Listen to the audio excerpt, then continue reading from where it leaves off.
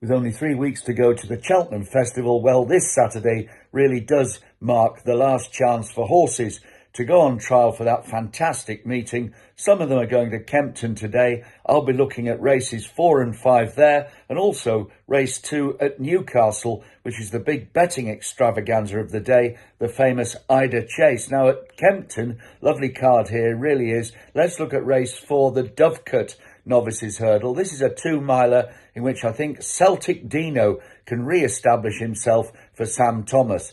Now this chestnut was a good winner of both his first starts over hurdles, and then when he went to Haydock the other day, that was in a grade 1, and I have to tell you that he'd missed work before that contest. He ran well, turning for home in the fog. We could just briefly see him making a challenge for the lead, but when the runners emerged from the gloom, I'm afraid that Celtic Dino was found wanting. But when you re-evaluate that race, won by Potter's Charm, it wasn't such a bad run at all when you consider there was a valid excuse. This horse had missed work.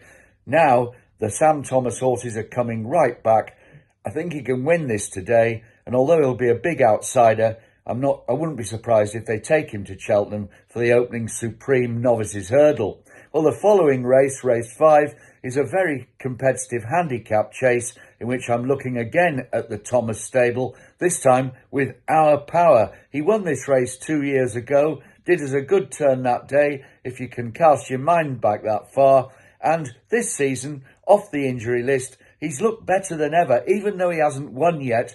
Both his runs have resulted in good placed finishes, second and then second again on consecutive visits to Cheltenham, on both occasions jumping like the proverbial buck. Our Power here, really like him. Think we're going to get a massive run for our money on Our Power. And finally over to Newcastle, the Ida Chase. Well, in the old days, it was a great indicator to the Grand National. Not quite so much these days, but it still takes a lot of getting the 4 miles around Gosforth Park. Anglers Crag, he won this 12 months ago for Brian Ellison, and that was part of a 4-race unbeaten sequence over fences.